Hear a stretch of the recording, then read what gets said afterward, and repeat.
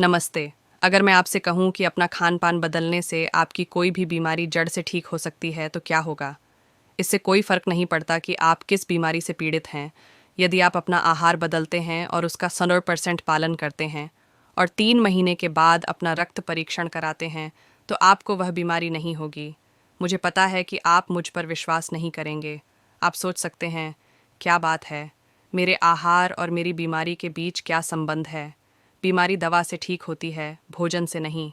लेकिन आज दुनिया भर में हजारों लोग दवाएं छोड़ रहे हैं और केवल अपने आहार और जीवन शैली में बदलाव करके बड़ी से बड़ी बीमारियों को ठीक कर रहे हैं। इस वीडियो में मैं आपके साथ एक सरल डाइट प्लान साझा करूंगी, जो सबसे पहले मुझे मेरे गुरु द्वारा सुझाई गई थी। इस डाइट को फॉलो करने से 3 महीने में बिना किसी दवा के जड़ से ठीक हो जाते हैं।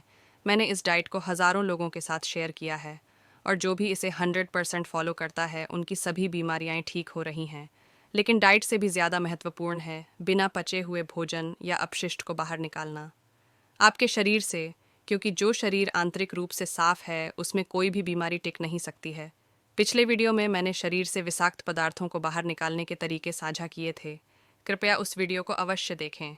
अब इससे पहले कि मैं आपको बताऊं कि क्या करना है नाश्ते, दोपहर के भोजन और रात के खाने में खाएं, सबसे पहले आपको प्राकृतिक भोजन के 4 बुनियादी सिद्धांतों को समझना होगा।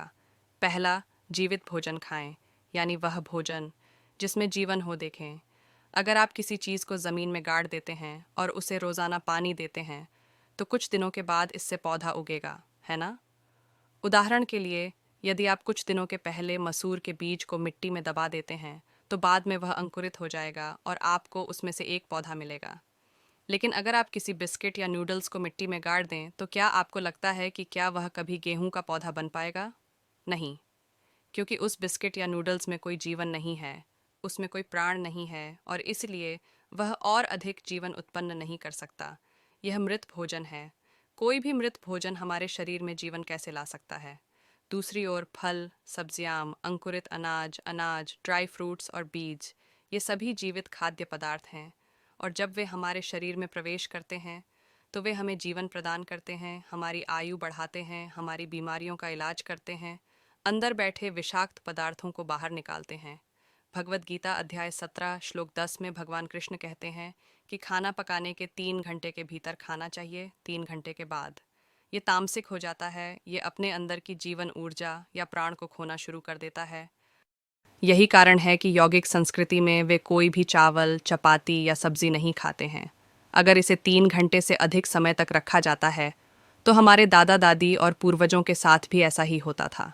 चूल्हे से लेकर थाली तक सब कुछ ताज़ा खाना। और अब क्या हो रहा है? लोग सब्जियों को फ्रिज में रखते हैं और अगले 2-2, 4-4 दिनों के लिए उसे बाहर निकालते हैं, थोड़ा खाते हैं और वापस रख देते हैं। वे बासी, मृत भोजन खा रहे हैं। वे अपने शरीर में कैंसर को आमंत्रित कर रहे हैं। अगर कोई चीज़ आग पर पकाई गई है, तो उसे 3 घंटे के अंदर खा लें, ज़्यादा से ज़्यादा 5 घंटे। अब एक बात बताएं कि यह 3 घंटे का नियम सिर्फ सब्जी और चपाती पर ही क्यों लागू करें?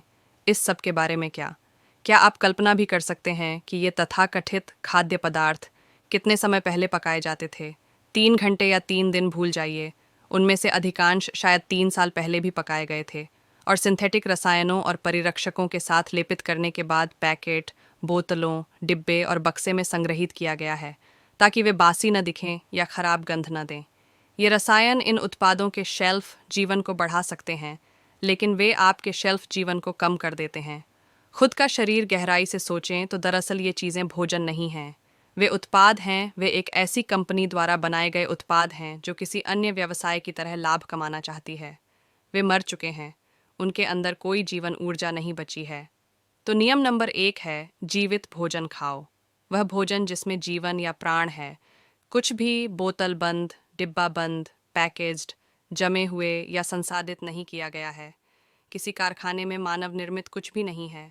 सीधे प्रकृति से प्राप्त जीवित खाद्य पदार्थ खाएं। फल, सब्जियां, अंकुरित अनाज, नट और बीज, और प्रकृति स्वयं आपकी देखभाल करेगी। स्वास्थ्य, बिस्कुट के बजाय नारियल के टुकड़े खाएं। सोडा के डिब्बे खोलने के बजाय नारियल पानी पिए। नमकीन खाने के बजाय ताज़े फल या सलाद से भरी थाली लें। दूसरा, ऐसा खाना खाएं जो पौष्टिक हो। देखिए, माँ प्रकृति सबसे अच्छी तरह जानती है, वह गलतियाँ नहीं करती है। कारण है कि वह पेड़ों पर खजूर लटकाती है, चीनी नहीं। कारण है कि वह हमें नारियल देती है, नारियल तेल वाले आलू नहीं, लेकिन आलू के चिप्स नहीं। सभी खाद्य पदार्थ जो सीधे पौधों या पेड़ों से आते हैं पौष्टिक होते हैं, जिसका अर्थ है कि वे अपने आप में पूर्ण होते हैं, उन्हें काटा नहीं जाता है। कुछ भी प्रकृति ने प्रत्येक भोजन को बनाने से पहले बहुत सारी योजनाएं बनाई हैं। उसने प्रत्येक खाद्य पदार्थ को प्रोटीन, वसा, पोषक तत्वों का एक विशिष्ट अनुपात दिया है ताकि हम मनुष्य इसे आसानी से पचा सकें और समाप्त कर सकें। यदि हम इसमें से केवल वसा को निचोड़कर या उपभोग करके इसे टुकड़े टुकड़े कर दें, इसका केवल एक हिस्सा या इसकी बाहरी परत को हटाकर हम इसे प्रकृति की उत्पत्ति से पूरी तरह से बदल देते हैं। इनर डिज़ाइन उदाहरण के लिए सफ़ेद चावल के बजाय ब्राउन चावल खाएं।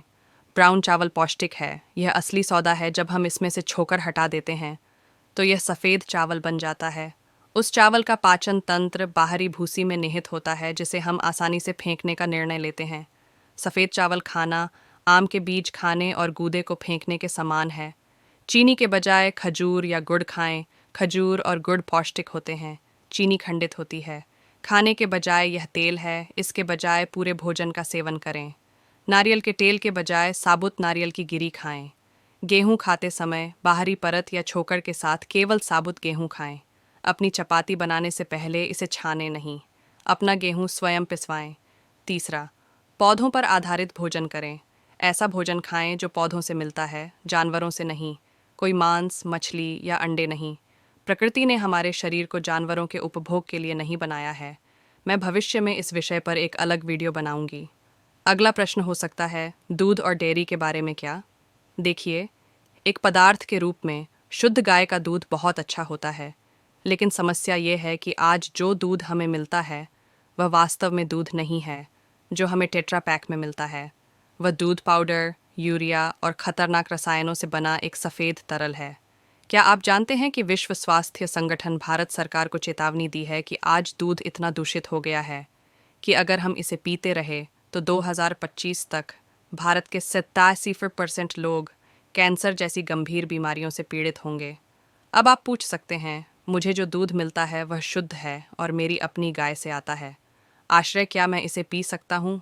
नहीं। जो लोग अपनी बीमारियों को ठीक करना चाहते हैं या वज़न कम करना चाहते हैं या जो काम के लिए स्क्रीन के सामने दिन में 8 घंटे बिताते हैं, वे दूध को पचाने में सक्षम नहीं हैं। यहाँ तक कि शुद्ध गाय का दूध भी एक बहुत भारी भोजन है। जिन बच्चों की ऊंचाई बढ़ रही है या एथलीट जो खेलते हैं, प्रतिदिन 4-5 घंटे सूर्य के नीचे रहते हैं, वे दूध को पचा सकते हैं। लेकिन आज की जीवन शैली में हम में से ज़्यादातर लोग इसे पचा नहीं पाते हैं। अगर दूध नहीं तो दूध के उत्पाद भी नहीं। पनीर, घी, मक्खन पचने योग्य नहीं होंगे। अच्छी खबर यह है कि एक आसान विकल्प है जो आपको सभी समान पोषक तत्व दे सकता है। प्रोटीन और कैल्शियम जो आपको गाय के दूध से मिलेगा। अंतर केवल इतना है कि आपका शरीर वास्तव में इसे पचा और अवशोषित कर सकता है। क्या आप जानते हैं कि यह क्या है? यह नारियल का दूध है। नारियल पृथ्वी पर सबसे अच्छे खाद्य पदार्थों में से एक है। हमारे पूर्वज इसे संस्कृत में श्रीफल कहते थे। भारत में हर जन्म, हर शादी, हर शुभ अवसर की शुरुआत नारियल फोड़ने से होती है, क्योंकि हमारे पूर्वजों को पता था कि अगर वे हमें नारियल खाने के लिए कहते, क्योंकि यह बहुत स्वास्थ्यवर्धक होता है, तो शायद हम इसका पालन नहीं करते। इसलिए उन्होंने नारियल को हमारे अनुष्ठानों और समारोहों में शामिल किया, यह जानते हुए कि यह किसी न किसी तरह हर भारतीय घर तक पहुंच जाएगा। हमेशा घर पर अपना नारियल का दूध बनाएं। स्टोर से खरीदा गया संस्करण न खरीदें, क्योंकि यह रसायनों और परिरक्षकों से भरा होता है। चौथा, आपका भोजन पानी से भरपूर होना चाहिए। देखिए, खाद्य पदार्थ 2 प्रकार के होते हैं, पानी से भरपूर और कम पानी से भरपूर। पानी से भरपूर खाद्य पदार्थों में शामिल हैं फल जैसे तरबूज, पपीता, अंगूर, संतरा और रसदार सब्जियां जैसे टमाटर, ककड़ी और पत्तेदार सब्जियां। पानी की कमी वाले खाद्य पदार्थों में अनाज, चावल, गेहूं, चपाती दाल, बीज और मेवे जैसे बादाम, अखरोट और स्टार्च युक्त सब्जियां जैसे आलू, बीटरूट शामिल हैं। जूसर में डालो तो ढेर सारा जूस निकले, तब पता चलता है कि इसमें पानी ज़्यादा है। क्या आपने कभी रोटी या चावल का जूस बनाया है? नहीं, क्योंकि आप जानते हैं कि उनमें कोई जूस नहीं होता है। अब हमारे शरीर का लगभग 70% हिस्सा पानी है और 30% हड्डियाँ, मांसपेशियाँ और द्रव्यमान है। इसलिए स्वाभाविक रूप से आपके आहार का 70% पानी से भरपूर भोजन, जैसे जूस, फल से बना होना चाहिए। सब्जियां और आपके आहार का 30% हिस्सा पानी की कमी वाला भोजन हो सकता है, जैसे कि अनाज, नट और बीज। मज़े की बात यह है कि हम में से अधिकांश लोग बिल्कुल विपरीत अनुपात में खाते हैं। हम दिन में 3 बार अनाज खाते हैं और परिणाम स्वरूप हम सूख रहे हैं। इसलिए संक्षेप में, नंबर 1, जीवित भोजन खाएं। वह खाना खाएं जो सीधे खेत से आपकी रसोई में आता है। इसे बीच में किसी कारखाने में नहीं जाना चाहिए। नंबर 2, पौष्टिक भोजन खाएं। सफ़ेद के बजाय ब्राउन चावल खाएं। चीनी की जगह खजूर या गुड़, तेल की जगह साबुत नारियल और जैतून। नंबर 3, पौधों पर आधारित भोजन करें। आपका भोजन पौधों और पेड़ों से आना चाहिए, जानवरों से नहीं। मांस, मछली या अंडे नहीं। जानवरों के दूध के बजाय नारियल का दूध लें। नंबर 4, पानी युक्त भोजन करें। ठीक है, अब डाइट प्लान पर चलते हैं। हम एक दिन में 5 मुख्य भोजन का सुझाव देते हैं। एक सुबह डिटॉक्स, जूस, नाश्ता, दोपहर का भोजन, मध्य भोजन और रात का खाना। मैं जो समय देती हूँ वह आमतौर पर ज़्यादातर लोगों के लिए उपयुक्त होता है, लेकिन उन्हें समायोजित करने के लिए स्वतंत्र महसूस करें आपके शेड्यूल के अनुसार। इस डाइट प्लान के साथ 16 घंटे के उपवास को शामिल करना सुनिश्चित करें, जिसके बारे में हमने अपने पिछले वीडियो में चर्चा की थी। मान लीजिए कि आप रात में 7 बजे रात का भोजन करते हैं। अगले दिन सुबह 11 बजे तक कोई ठोस भोजन नहीं करते हैं। आइए सुबह के डिटॉक्स जूस से शुरुआत करें जो आप लेते हैं। जागने के थोड़ी देर बाद, मान लीजिए सुबह 9 बजे, इसके लिए हम एक बेहद ख़ास सब्ज़ी के जूस की सलाह देते हैं। जब यह सब्ज़ी आपके शरीर में प्रवेश करती है तो यह चुंबक की तरह सभी विषाक्त पदार्थों को सोखना शुरू कर देती है, और जब यह आपके शरीर को छोड़ती है तो यह अपने साथ सभी संचित विषाक्त पदार्थों और अपशिष्टों को ले जाती है। वज़न घटाने और त्वचा को साफ करने के लिए यह सबसे अच्छी चीज़ है जिसे आप पी सकते हैं। बाहर से हल्का हरा और अंदर से सफ़ेद। क्या आप जानते हैं ये कौन सी सब्ज़ी है? इसे हिंदी में सफ़ेद पेठा और अंग्रेज़ी में एश लौकी कहा जाता है।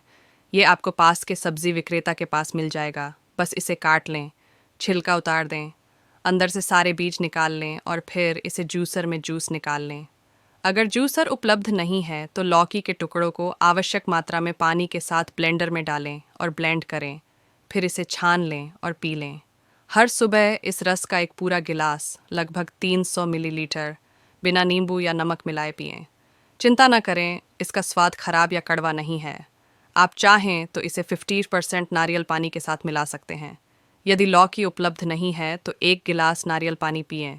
यदि नारियल पानी भी उपलब्ध नहीं है तो किसी भी सब्ज़ी का रस पिएं, उदाहरण के लिए लौकी या घिया या अजवाइन या ककड़ी। फिर लगभग अगले 2 घंटों तक कुछ भी न खाएं, क्योंकि लौकी का रस अपना काम कर रहा है। आप कुछ खाकर सफाई में बाधा नहीं डालना चाहेंगे। लगभग 11 बजे नाश्ते का समय है, जिसके लिए आप तरबूज, पपीता, संतरा, अंगूर, सेब जैसे ताज़े मौसमी फलों का एक बड़ा कटोरा खा सकते हैं। नाशपाती अधिकतम पानी से भरपूर फल है, इसलिए केले से बचें। सबसे अच्छा यह है कि एक समय में केवल एक ही प्रकार का फल खाएं, लेकिन अगर यह उबाऊ हो जाए तो आप 2 या अधिक प्रकार के फल एक साथ खा सकते हैं। ऐसे फल खाएं जो आपके देश के स्थानीय हों और मौसम के अनुसार हों। हमेशा मौसमी और क्षेत्रीय मौसम के फल खाएं। फल हमेशा सस्ते और किफ़ायती रहेंगे। यदि आप चाहें तो आप ऊपर से कुछ ताज़े नारियल को कद्दूकस कर सकते हैं। फिर दोपहर के भोजन का समय आता है, लगभग 2 बजे।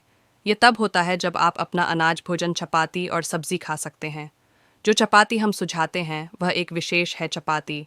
इसे पचाना ज़्यादा आसान है। 100% गेहूं के आटे के बजाय ये 50% गेहूं के आटे और 50% सब्ज़ी से बना है। आप कोई भी सब्ज़ी की चपाती बना सकते हैं। खीरे की चपाती, चुकंदर की चपाती, पालक की चपाती, लौकी की चपाती, गाजर की चपाती। इसलिए भले ही आप 2 चपाती खा रहे हों, केवल 1 रोटी का अनाज या गेहूं आपके अंदर जा रहा है। लेकिन इसका मतलब यह नहीं है कि आप दोगुनी संख्या में रोटियां खाना शुरू कर दें। उतनी ही खाएं जितनी आप पहले खाते थे। मैंने एक वीडियो बनाया है जिसमें दिखाया गया है कि इस तरह की चपाती कैसे बनाई जाती है। चपाती के साथ सब्ज़ी भी आती है। हम जो सब्ज़ी सुझाते हैं वह भी अलग है। तेल के बजाय ताज़ा कसा हुआ नारियल का उपयोग करें और मसालेदार मसालों का उपयोग करने के बजाय ताज़ा जड़ी बूटियों का उपयोग करें। इस तरह से बनाई गई सब्ज़ी सात्विक प्रकृति की होती है, जो आसानी से पच जाती है। यदि आप एक चपाती खाते हैं तो 2 कटोरी सब्जी खाएं। यदि आप 2 चपाती खाते हैं तो 4 कटोरी सब्जी खाएं। विचार यह है कि सब्जी अधिक और अनाज कम खाएं। अनाज को अकेले खाने पर पचाना बहुत मुश्किल होता है, लेकिन इन्हें सब्जियों के साथ मिलाकर खाया जाता है। उन्हें पचाने और आपके शरीर से निकालने में आसान बनाता है। सप्ताह में 1 या 2 बार आप चपाती के बजाय ब्राउन चावल भी खा सकते हैं। दाल रोटी के बजाय सब्जी रोटी खा सकते हैं। दाल चावल के बजाय सब्जी चावल खा सकते हैं। कम से कम जब तक आप पूरी तरह से तैयार ना हो जाएं, तब तक राजमा, चना या छोला नहीं लें। ठीक हो जाएं और अपने आदर्श वज़न तक पहुंच जाएं। देखिए, ऐसा नहीं है कि दाल गलत है या राजमा गलत है। ये सिर्फ हमारी आधुनिक जीवन शैली में है, जहां हम दिन का ज़्यादातर समय बैठकर बिताते हैं या स्क्रीन के सामने 8 घंटे काम करते हैं और इससे ज़्यादा व्यायाम नहीं करते। प्रतिदिन 1 घंटा हम उन्हें पचा नहीं पाते। हमारे दादा दादी इसे पचा पाते थे क्योंकि वे हर जगह पैदल चलते थे और दिन में 6-8 घंटे धूप में खेतों पर खड़ी मेहनत करते थे। समस्या ये है कि हम आज की जीवन शैली जी रहे हैं, लेकिन अपने दादा दादी का आहार खा रहे हैं, और यही कारण है कि हम एक समाज के रूप में इतने बीमार होते जा रहे हैं। इसलिए प्लान पर वापस आए। आपको अपने दोपहर के भोजन और रात के खाने के बीच में मध्य भोजन की आवश्यकता हो सकती है। हम किसी भी ताज़ा निचोड़ा हुआ रस या ऐश लौकी का रस या नारियल पानी लेने की सलाह देते हैं। कोई बिस्कुट नहीं, कोई नमकीन नहीं, कोई स्नैक्स नहीं, अगर आपको जूस के बाद भी भूख लगती है। आप ताज़े कसा हुआ नारियल के 2-3 टुकड़े या एक हल्का फल ले सकते हैं। ज़्यादातर लोगों को इस समय चाय या कॉफ़ी पीने की आदत होती है। यदि आपके साथ ऐसा है तो आप हर्बल चाय ले सकते हैं, लेकिन हरी चाय के पैकेट नहीं जो फैक्ट्री से आपको मिलते हैं। अपने घर पर ताज़ी हर्बल चाय बनाएं। फिर रात के खाने के लिए सलाद और एक सूप लें। आपका सलाद कच्चा होगा। कोई भी ताज़ी मौसमी सब्जियां जैसे खीरा, टमाटर, चुकंदर सलाद लें। धनिया, गाजर को काट लें और अखरोट आधारित घर की बनी ड्रेसिंग के साथ मिला दें। अपने सलाद में चना, राजमा या दाल जैसे कोई भी अनाज न मिलाएं। यदि आप चाहें तो अपने सलाद के साथ सूप भी ले सकते हैं। तेल न डालें। आपके सूप में दूध या अनाज शामिल है और इसे कम से कम पकाया जाना चाहिए। कुछ सूप रेसिपी हमारे चैनल पर हैं। आप रात में अनाज के भोजन के बजाय सूप या सलाद लें। आप बहुत हल्का महसूस करेंगे। जब आप हर सुबह वज़न मापने वाली मशीन पर अपना वज़न कम होते देखेंगे और दवा के बिना आपकी रीडिंग नियंत्रण में होगी, तो दिन में आप एक अनाज का भोजन, एक फल का भोजन और खा रहे होंगे।